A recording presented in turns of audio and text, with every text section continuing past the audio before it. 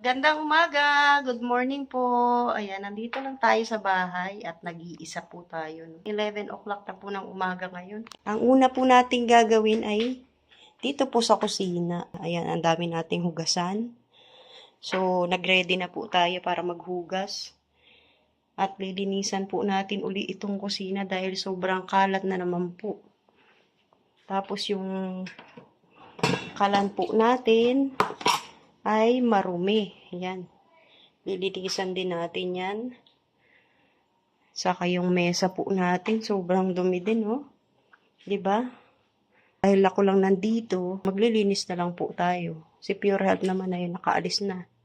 So, ayan, magsisimula na po tayong maghugas.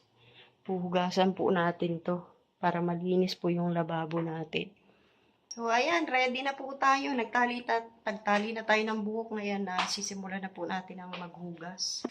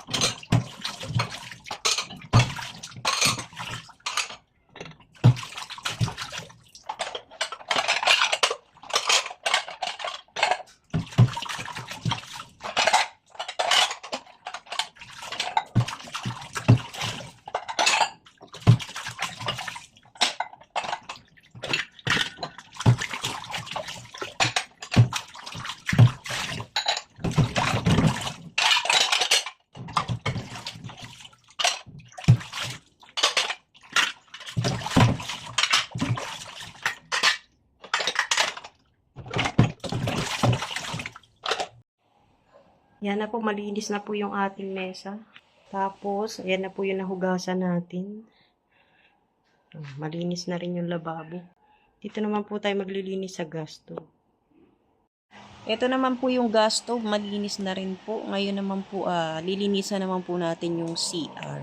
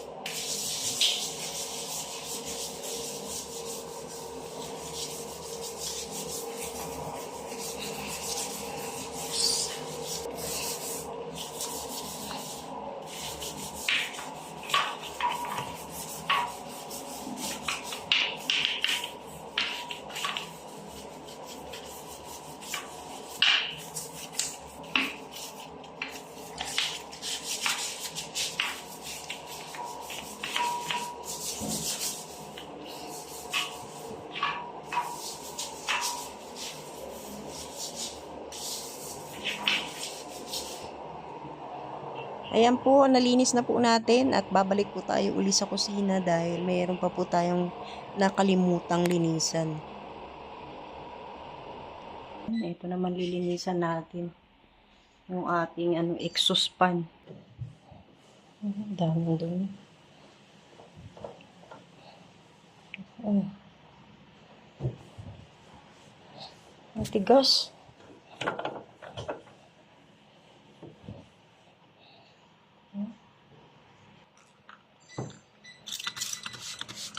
Sprayhan natin siya.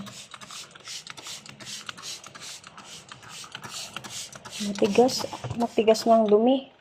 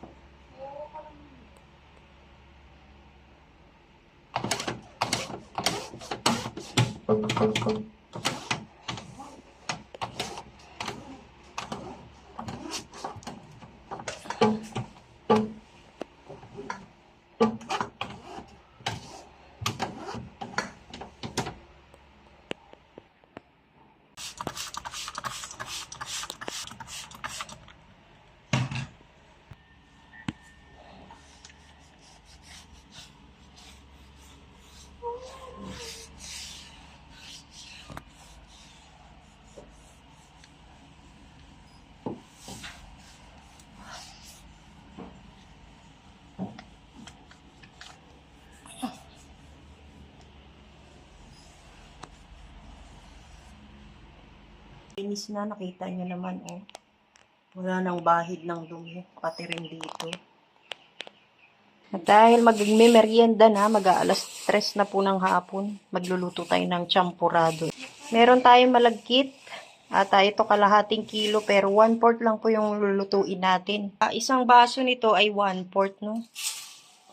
Ayan na. Tama na yan. Ito na po, naisalang na po natin yung gagawin nating champurado. Habang nakasalang po yung malagkit natin, magtitimpla na po tayo ng kokwa. At kailangan din natin ng asukal. Ngayon, ang gagawin muna natin, magtitimpla tayo ng kokwa. Lalagyan natin ng mainit para paglagay natin dun, hindi natin siya ilalagay ng direkta kasi namumuo po siya, kaya kailangan natin timplahin dito sa baso. Kailangan po natin ng mainit na tubig. Mainit na tubig. Tama na muna yung kalahati.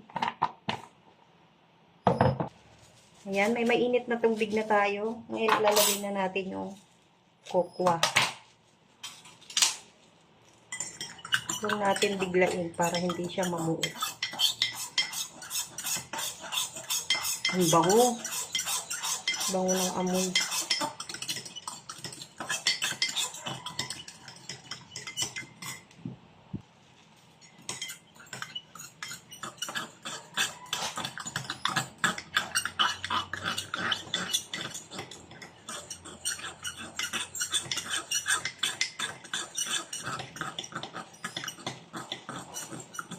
Yan, kalahati lang po yung nilagay natin. Kalahati ng balot na to. Okay na po yan. Ready na. Pagka kumulo po yung palagkit, ilalagay na natin to. Titignan natin. Naku, ayan na. Kumukulo na po. Haluin natin para hindi siya dumikit.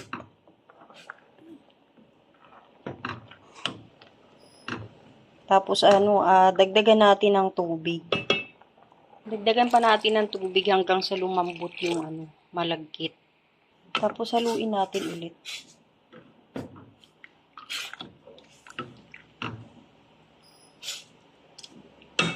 Ngayon, takpan po muna natin. So, ayan, tinakpan muna natin. Sa mahinang apoy lang po natin siya lulutuin para hindi nga po dumikit, no? Hahaluin natin ulit.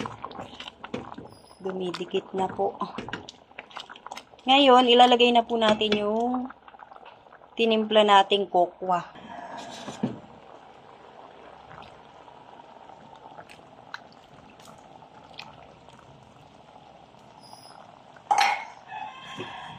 Tapos, hahaluin natin ulit. O, diba? Champurado na talaga to. Nag-brown na eh.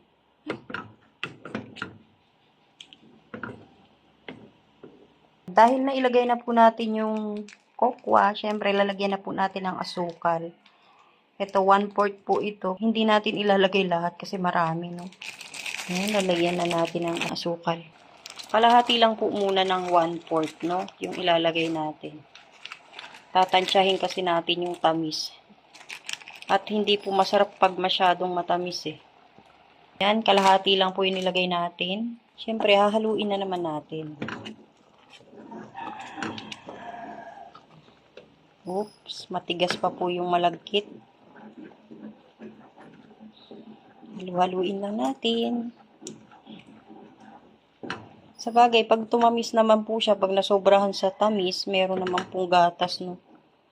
Yung evap. Para matanggal yung tamis.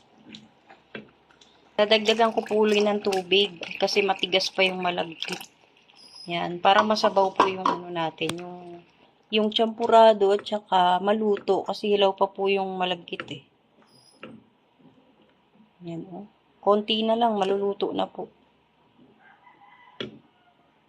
Siyempre, titikman muna natin yung tamis kung tama na. O kailangan pa nating dagdagan. Titikman ko muna.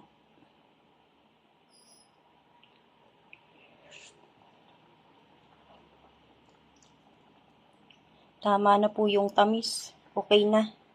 Hindi na natin dadagdagan. Uy, ayan na oh. Kala ko tutuloy ang ulan. Mas masarap kasi to pag umuulan.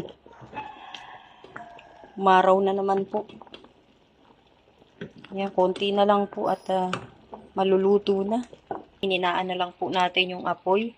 So, magluluto tayo ng daing. Akala ko tuyo yung binili ni Pure Health. Daing pala. Ano? Ayan, binili natin sa tindahan. May presyo pa, oh. Ipiprito natin to. Ito yung magiging partner po ng champurado natin.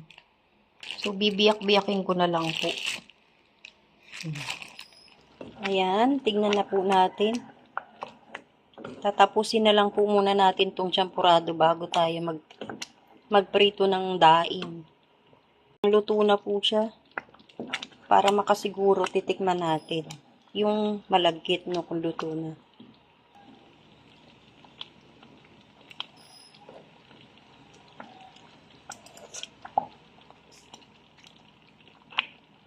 Okay na po, luto na.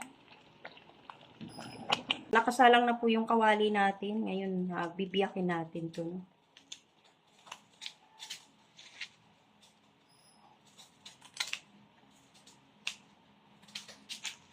Ilang piraso lang naman siya.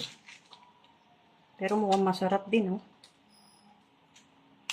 Ayan na po yung kawali natin. May mantika na. Inaantay na lang po nating uminit. Saka natin ilalagay yung daing. Uy, ayan na, oh. Nailagay na natin yung daing. Antayin na lang po natin maluto. At pagkatapos maluto ng daing, ay, pwede na po tayong kumain. Ito po yung champurado natin. Umuusok-usok pa. O, diba? May merienda na tayo agad-agad. O, ito na po yung daing, oh. Luto na po. Oras na para magmerienda. Nagsandok na yung anak ko, oh. Mainit-init na champurado. O, dahil may champurado, kailangan natin ng evaporada. So, ayan, isang plato agad ang nilagay ko. Ngayon, lalagyan natin ng gatas. Uy, sarap, oh. Oh, 'di ba? Damihan natin ng gatas para mas masarap. Tapos may tuyo. Ay, daing, saan ka pa? Kainan na po, merienda na. So, ang partner natin sa champurado at saka daing ay malamig na tubig. Sapat na po 'yan, ano? So, ayan, merienda na po tayo. Kainan na.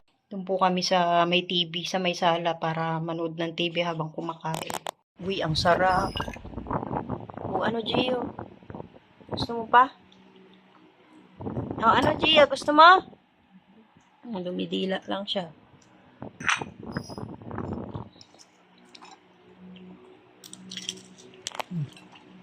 Ang luto. Naiingit si Gio. Bawal siya sa champurado.